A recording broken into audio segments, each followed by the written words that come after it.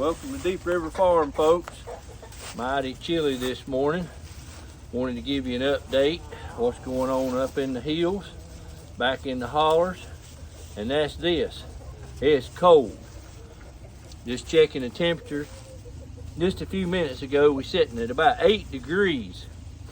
8 degrees, extremely cold, winds blowing, and just wanted to give you a little rundown of what we had going on. Took some quick notes yesterday when I was talking to Pastor Tim, and he wanted me to let everybody know that the Prince Propane Company has donated an entire load of propane to the folks of Western North Carolina. And he also wanted me to let everybody know that there was a drug support group that was out of Swain County, was asking if they could get some of the clothing that has been donated. And everybody's got plenty of clothing. All the relief centers are completely packed with clothing. So he's letting the drug support group have some clothing. And they do this worldwide. And so they're going to be utilizing some of the clothing and stuff that has come in to help Western North Carolina. This will supply drug addicts locally and around the world. And he said that the big problem was when the hurricane hit, he said all these other areas and locations were completely forgotten. And they're relying on places like Bethel that is completely packed and has a humongous supply of stuff that was sent in, that these folks, all you folks sent it in. It was just a tremendous amount of stuff. The clothing and stuff that was taken up on November 2nd, I believe it was just an astronomical amount. And with all of that, and other relief centers having a lot of clothing, able to help other areas. And Pastor Tim said that you just have no idea how far outreaching this ministry and helping Western North Carolina through the Operation Mountain Relief has gone. It has reached basically to international shores with this group wanting to get some of the clothing from Pastor Tim and other relief centers to be able to send overseas to help out. As you know, the weather's cold. We got a big cold front coming. I believe they're calling it a polar vortex. And there's a possibility of 3 storms coming. One of them, they was talking about ice accumulations, and they was talking about it being 1/10 of an inch of ice. It'd be very, very slippery trying to get around. Roads would be very slippery. The 1/2 inch ice is just completely crippling. Now, folks, think about that. They get a 1/4 or a 1/2 inch of ice, and what it does to those tents and tarps. It's going to be a nightmare for these folks. I ask that you continue to pray for them. And reading my notes here, they're expecting snow to top the ice, so that's going to make the tarps, the tents, everything is going to be heavy, and it's going to be difficult. So continue to pray for these folks. Late Sunday evening, they're expecting thunderstorms and damaging winds in the southern mountains. Winds can reach 50 to 60 miles an hour, wind gusts. The snow's expected to come in on the 10th. If it comes in during the late evening or nighttime during the, it'll be a lot of accumulation. They're expecting it to possibly get down to where it could get kind of mushy during the day if the temperatures get up warm enough. I don't think that's going to happen in the higher elevations though. But they're expecting the power to go out and all of that type stuff that comes with ice and snowstorms.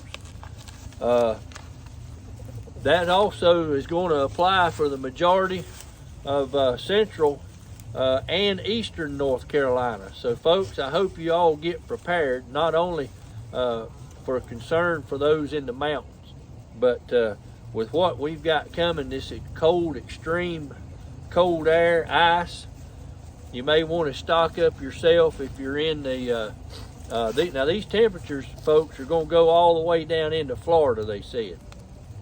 From Texas down along the Gulf into Florida, all the way up the eastern seaboard, they're expecting a major snowstorm.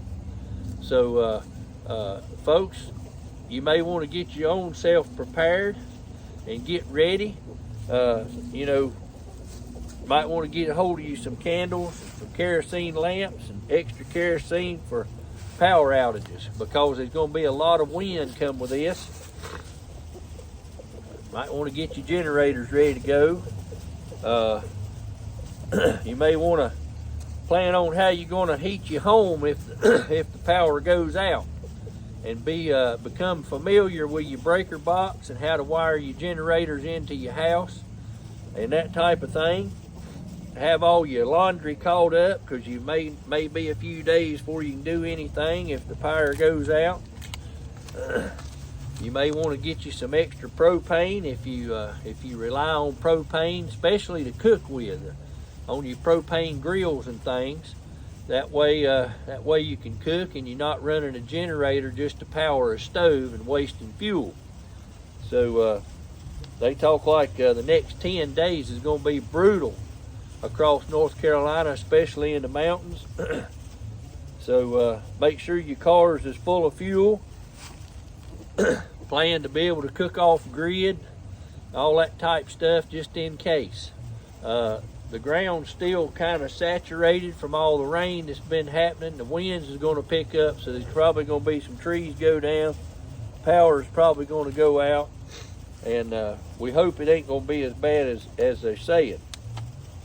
But you may want to have yourself some alternative plans for communications, because the cell towers are only going to operate so long after the power goes out. Those generators are not going to run forever, and the battery backups and things like that won't last too awful long.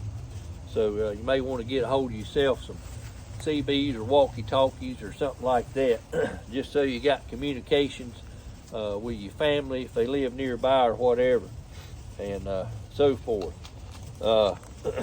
If you're going to be burning wood or anything, you better get you some wood in the dry and get it ready to go, and make sure you got you some extra food and water, just in case. This is they talk like this is going to be something that's coming up through here. They talking about blizzard conditions in a lot of places. So folks, get yourself ready. They talk like this is going to cover the entire eastern seaboard from what I saw yesterday. So stock up on your non-perishables and that type thing, and all that. I know Pastor Tim said yesterday that Brother Bud was stocking the mountains and getting that propane up in there and and trying to get extra stock up in there, because they didn't know when the roads could become impassable with trees down or something like that. So they're trying to get as much propane and things up in the mountains. His biggest problem is getting tanks returned. He said people will they might have 2 or 3 tanks in their head, and they don't bring the tanks back when they empty them, and it's causing an issue.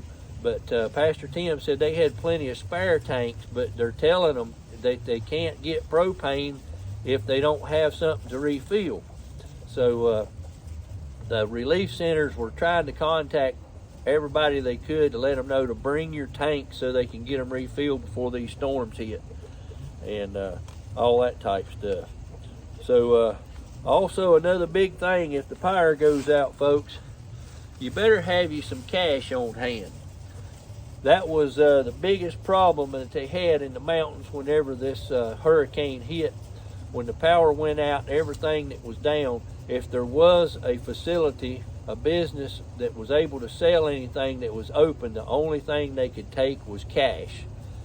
So folks, get you some cash stashed back so you, if the power goes out, no matter where you live, anywhere on the East Coast, Ohio Valley, up around the Great Lakes, they talk like this is going to be a massive storm come through with this extreme cold temperatures. And like I said, I just checked just a few minutes ago, and the higher elevations in North Carolina are sitting in the single digits right now. I noticed at the base of Grandfather Mountain over at Seven Devils, it was sitting at 8 degrees. So it's extremely cold, folks. We just ask that you continue to pray for these folks in the mountains.